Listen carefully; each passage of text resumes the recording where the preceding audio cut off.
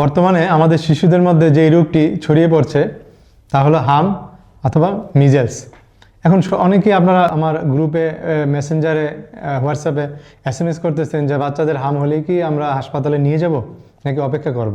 আরও অনেক ধরনের প্রশ্ন করতেছেন, প্রেগনেন্সিতে কি করবেন, অথবা বয়স্কদেরকে হাম হচ্ছে এরকমও শোনা যাচ্ছে। এখন আমরা কিছু এই প্রশ্নের উত্তরগুলো দিচ্ছি, কিন্তু সংক্ষিপ্ত আকারে একটু হাম সম্বন্ধে অথবা মিজেলস সম্বন্ধে একটু জেনে নিই। অ্যাকচুয়ালি এই মিজেলস জিনিসটা কি বা এই রোগটা কী আসলে? এই রোগটা হচ্ছে একটা ভাইরাসজনিত রোগ।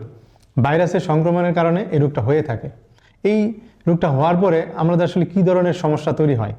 এই রোগটা হওয়ার পরে প্রথমত যেটা হয়, আমরা যখন কোনো ব্যক্তি এই ভাইরাসটা তার শরীরে ঢুকে, তার ঠিক 14 দিন পরে, 7 থেকে 14 দিন পরে রোগটা সিমটম দেখা দেয়। ইনিশিয়াল যে সিমটমটা বাচ্চাদের মধ্যে আসে তা হলো জ্বর।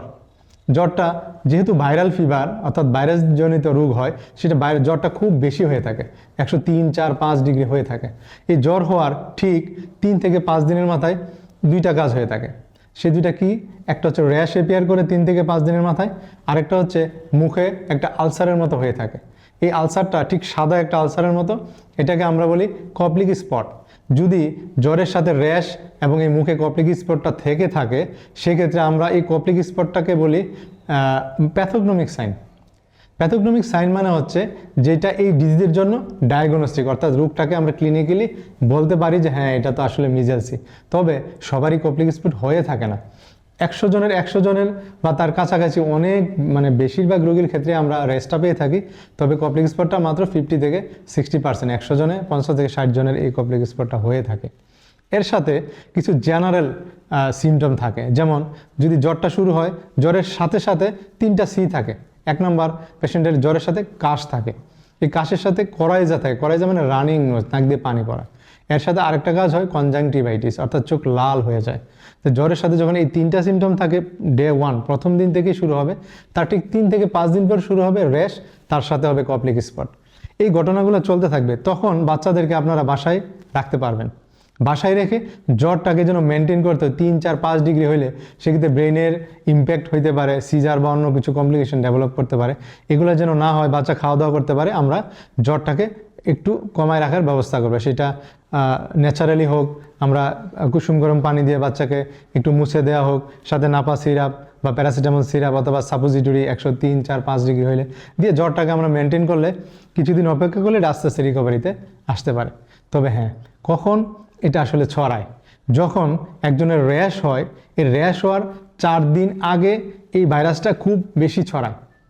সবচেয়ে ইন্টারেস্টিং বিষয় হলো, মজার বিষয় হলো যে যখন একজনের শরীরে মিজেলস ভাইরাসটা থাকা অবস্থায় যদি জ্বর নাও আসে, তাও কিন্তু এই ব্যক্তি মিজেলস ভাইরাস ছড়াইতে পারে। এখন এটা তো আমরা বুঝতে পারবো না যে তার কি আসলে শরীরে মিজেলস আছে কিনা। তবে আমরা যেটা বুঝতে পারবো, জ্বর হওয়ার পরে যখন র্যাশ হবে, র্যাশ হওয়ার 4 দিন আগে আমরা তাকে কোয়ারেন্টাইন অর্থাৎ একটু আইসোলেশন করে রাখবো। এমনকি র্যাশ হওয়ার 4 দিন পর পর্যন্ত সে খুব হাইলি এটা কন্টাজিয়াস, ছড়াইতে পারে মানুষের মধ্যে। তাইলে এই 4টা দিন আগে এবং পরে একটু আমরা কেয়ারফুলি এটা আইসোলেশন করব। এখন এর সাথে সাথে কোনো বাচ্চাদের ডায়রিয়া শুরু হয়। ডায়রিয়াটা যদি খুব সিভিয়ার না হয়, বাসায় একটু আমরা লিকুইড বা ফ্লুইড মেনটেন করতে পারি, প্রস্রাব হয় কিনা খেয়াল করতে পারি, তাহলেও বাসায় রাখা যাবে। কিন্তু ডায়রিয়াটা সিভিয়ার হলে আমরা অবশ্যই হাসপাতালে নিয়ে যেতে হবে। এখন একটা জিনিস খেয়াল রাখতে হবে, এই কন্টামিনেশনটা কিন্তু ধরেন কোনো বাচ্চা হাঁচি কাশি দিল, ভাইরাসটা ড্রপলেট হয়ে কোথাও থাকতে পারে। 2 থেকে 3 ঘন্টা এটা কোনো একটা বস্তুর উপর পড়ে থাকতে পারে। সেখানে আপনি হাত দিলেও, আপনার চোখে হাত দিলে সরাসরি চোখ দিয়েও ভাইরাসটা যেতে পারে। চোখ ছাড়া আমরা যেভাবে ভাইরাসটা ইউজুয়ালি দেখে বা জেনে থাকি, বাচ্চাদের শ্বাসের মাধ্যমে এই ভাইরাসটা শরীরে ঢুকে থাকে। তাহলে 2টা রুট আমি বললাম, একটা চোখ দিয়ে, একটা হচ্ছে শ্বাসের সাথে। তাইলে আপনাদের খেয়াল রাখতে হবে যে বাচ্চাদেরকে বেশি ক্রাউডেড প্লেসে অথবা জ্বর হইলে তাকে সবার সাথে মিশতে একটু না দেওয়াটাই এই মুহূর্তের জন্য ভালো হবে। সমস্যা যেগুলো আমি বললাম, এগুলো হচ্ছে খুব ন্যাচারালি বা অল্প স্বল্প এই আকারে হয়ে থাকে, কিন্তু এর চেয়ে আরও সিরিয়াসভাবে এই ভাইরাসটা এপিয়ার করতে পারে। সেটা কি? বাচ্চাদের মধ্যে যখন দেখবেন তার নিউমোনিয়া হয়ে গেছে, অর্থাৎ হাঁচি কাশির সাথে সাথে, র্যাশের সাথে সাথে, কপ্লিক স্পটের সাথে সাথে জ্বর আসার আরও পরে যে তার শ্বাসকষ্ট শুরু হয়েছে, তার মানে তার আস্তে আস্তে নিউমোনিয়ার দিকে যাচ্ছে, তখন বাচ্চাকে অবশ্যই ভর্তি করাতে হবে। এমনকি যদি বাচ্চা সিজার হয়, অর্থাৎ ব্রেনে ইনফেকশন হয়, এনকেফালাইটিস হয়ে যায়, সেক্ষেত্রে বাচ্চাদের ভর্তি হওয়ার বিষয়টা থাকবে।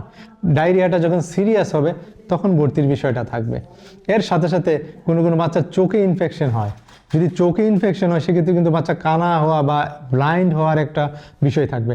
এই বিষয়গুলো খুব সতর্কতার সাথে আমাদেরকে ডিল করতে হবে বা ডাক্তারের পরামর্শ নিয়ে এগুলোর জন্য কমপ্লিকেশন না হয় সেদিকে খেয়াল রাখতে হবে। এখন আরেকটা বিষয় আমি বলে থাকি, এখন অনেকে ফোন দিয়ে থাকেন আমাকে SMS পাঠাচ্ছেন যে ভাই বাচ্চাদের সাথে সাথে কি বড়দেরও এই রোগ হয়? হ্যাঁ, বড়দেরও এই রোগ হয়, কারণ কারো কারো সিমটম আমি পাচ্ছি যাদের র্যাশ, জ্বর, ফিভার পুরোপুরি মিজেলসের মতো হচ্ছে। এখন যদিও ছোটোদের চেয়ে বড়দের হওয়ার সম্ভাবনাটা অনেক কম। কেন কম? কারণ বড়দের তো ভ্যাকসিন নেওয়া আছে অনেকের, তার জন্য হবে না। তার ইমিউনিটি বাচ্চাদের চেয়ে অনেক স্ট্রং, সেই জন্য হবে না। আবার কারো কারো ক্ষেত্রে হার্ড ইমিউনিটি হিসেবে কাজ করে থাকে। হার্ড ইমিউনিটি কী জিনিস? ধরেন একটা গ্রামে 10 জন ব্যক্তি বসবাস করে, এই 10 জন ব্যক্তির 7 জন ভ্যাকসিন নিয়ে নিচ্ছে ছোটোবেলায়। এই 7 জন ব্যক্তি এই ভাইরাসটা কিন্তু প্রিভেন্ট করতে পারবে এবং সে কিন্তু ভাইরাসটা ট্রান্সমিট করবে না, যার কারণে বাকি যে 3 জন ব্যক্তি ভ্যাকসিন নেয় নাই তারাও কিন্তু ডিজিজটা থেকে একটা অটোমেটিকলি ইমিউনিটি পেয়ে যাবে। এটাকে আমরা হার্ড ইমিউনিটি বলে থাকি। এখন বড়দের ক্ষেত্রে এটা এই 3টা কারণে ইউজুয়ালি কম হয়ে থাকে, সেই জন্য আমরা খুব এক্সপেক্ট করি না যে বড়দের হয়ে থাকবে। তারপরে যদি হয় সেটা ছোটোদের চেয়ে কমপ্লিকেশনটা কম হয়। বড়দের ক্ষেত্রে যে জিনিসটা আমরা ভয় পাই সেটা হচ্ছে যেসব বাচ্চাদের 2 বছরের আগে মিজেলস ইনফেকশন হয় তাদের ক্ষেত্রে বড় হওয়ার পর অথবা 7 বছর থেকে 10 বছরের পরেও এটা হয়। কি হয়? 10 বছর পর দেখা গেছে কারো কারো ব্রেনে কোনো ইনফেকশন, নতুন করে তার কোনো সিমটম ডেভেলপ করলো, হাত পা অবশ হয়ে গেলো, রেসপিরেটরি ফেলিওর হলো, মারা গেল। সেটা আমরা একটা ব্রেনের ইনফেকশন এই মিজেলস রোগীদের হয়ে থাকে, সেটাও বড় হওয়ার পর অনেক পরেও হয়ে থাকে। সেটাকে আমরা নাম বলি SSPE, মানে সাবএকিউট স্ক্লেরোজিং প্যানএনকেফালাইটিস। এটা বড়দের হয়ে থাকে, অনেক পরে অ্যাপিয়ার করে। তো সেগুলো নিয়ে আমরা ক্রনিক বা ডিলেড যেগুলো কমপ্লিকেশন এগুলো নিয়ে আমরা আপাতত চিন্তিত না। আমরা এই মুহূর্তের কীভাবে আমরা বিষয়টাকে ট্যাকেল দিতে পারি সেটা নিয়ে চিন্তিত। এখন বিষয় হলো যদি এই নর্মাল জ্বর বা এগুলো হয়ে থাকে আমরা বাসায় ট্রিটমেন্টটা করতে পারি, সাথে কোনো পরীক্ষার দরকার আছে কিনা অনেকে জিজ্ঞেস করতেছেন। আসলে আমাদের খুব বেশি এটাকে ডায়াগনোসিস করার জন্য পরীক্ষার দরকার হয় না। তারপরে যদি কেউ করতে চান আমরা একটা মিজেলস ভাইরাস অ্যান্টিবডি টেস্ট করতে পারি যে এই মুহূর্তে ইনফেকশন আছে কিনা, সাথে PCR টেস্টও করতে পারি, কিন্তু ইউজুয়ালি আমরা ক্লিনিক্যালি ডায়াগনোসিসটা করতে পারি। আর ট্রিটমেন্টের ক্ষেত্রে অনেকে বাচ্চাদেরকে আমরা বুস্ট আপ করার জন্য অর্থাৎ যখন জ্বর হবে তখন আপনি বেশি বেশি করে তাদেরকে লিকুইড দিবেন, বুকের দুধ খাওয়াবেন। যারা একটু বড় তাদেরকে অন্যান্য খাবারগুলো বারবার খাওয়াবেন। ডায়রিয়া হলে সেটা যেন মেকআপ করা যায় বা একটু ডিহাইড্রেশনটা না হয় সেদিকগুলো খেয়াল রাখবেন। আরও বুস্ট আপ করতে গেলে কিছু ভিটামিন A ক্যাপসুল বা আরও কিছু ভিটামিন নিউট্রিশনও আমরা দিতে পারি ইমিউনিটি বুস্ট আপ করতে চাইলে। এগুলো করলে ইনশাল্লাহ আশা করা যায় বাচ্চাদের ক্ষেত্রে অনেক ক্ষেত্রে আমরা বড় বড় কমপ্লিকেশনসগুলো অ্যাভয়েড করতে পারি। তারপরও এই সিরিয়াস কমপ্লিকেশন কোনোটা দেখা দিলে আমরা খুব আর্লি ডাক্তারের শরণাপন্ন হব। সাথে অনেকে বলে থাকেন যে প্রেগনেন্সিতে আসলে কি করবেন আপনি। যারা প্রেগনেন্ট আপনাদের প্রতি আমাদের অনুরোধ থাকবে আপনারা ক্রাউডেড প্লেস অর্থাৎ যেখানে জনসমাগম বেশি হবে অবশ্যই এই প্লেসগুলো আপনি অ্যাভয়েড করবেন। এই জনসমাগম থেকে আপনি ভাইরাসটা ইনফেক্টেড হতে পারেন, এমনকি আপনার পেটের বাচ্চা নষ্ট হতে পারে, বাচ্চা কম ওয়েট নিয়ে জন্মগ্রহণ করতে পারে, যেই সময় বাচ্চা হওয়ার কথা তার আগে অর্থাৎ প্রিমেচুর বেবি হিসেবে জন্মগ্রহণ করতে পারে। সো বাচ্চা যেহেতু রিস্কে থাকবে, মা রিস্কে থাকবে, সেই জন্য আমি বলবো অবশ্যই আপনার প্রেগনেন্সি অবস্থায় একটু আইসোলেশন অথবা ক্রাউডেড প্লেসে যাবেন না।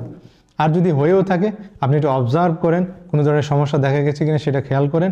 যদি অল্পতে বিষয়গুলো রিকভারিতে আসতে পারে তাহলে ইনশাল্লাহ খুব বেশি ভয়ের কিছু নাই, তবে এই নিয়মগুলো অবশ্যই আপনি মেনে চলবেন। আর বয়স্কদের ক্ষেত্রে তারা যদি খুব সিভিয়ার কমপ্লিকেশন না ডেভেলপ করে, সেটা হোক ডায়রিয়া, হোক শ্বাসকষ্ট অথবা ব্রেনে ইনফেকশন অথবা চোখে সিভিয়ারলি কোনো ইনফেকশন, তাহলে আমাদের খুব বেশি হাসপাতালে শরণাপন্ন না হয়ে বাসায় অবজারভেশনে থাকতে পারে। এখন আরেকটা লাস্ট বিষয় আমি বলি, আমাদের এই ভাইরাসটা যদি ইনফেকশন হয় যাদের ভ্যাকসিনের বিষয়টা আছে, অ্যাটলিস্ট আমরা বলে থাকি যারা বয়স্ক অর্থাৎ বয়স্কদের 2টা ভ্যাকসিন নেওয়া থাকলে আপনি যদি মনে করেন আপনার ইমিউনিটি একটু দুর্বল সেক্ষেত্রে আপনি বুস্টার ডোজটা নিতে পারেন। আর বাচ্চাদের ক্ষেত্রে বলবো বাচ্চা রিকভারি করার পরে আপনি ভ্যাকসিনগুলো কমপ্লিট করবেন, অথবা যাদের হয় না এখনও আপনি অবশ্যই ভ্যাকসিন এনশিওর করবেন, অবশ্যই ভ্যাকসিনটা এনশিওর করার চেষ্টা করবেন। তাতে আমাদের এই ভাইরাস বা ইনফেকশনটা হওয়ার প্রবণতা ঝুঁকি অনেক কমে যাবে। আপনারা সুস্থ থাকবেন, ভালো থাকবেন এবং নিয়মগুলা মেনে চলবেন যেন আমরা এই রোগটা থেকে দূরে থাকতে পারি ইনশাল্লাহ। আসসালামু আলাইকুম।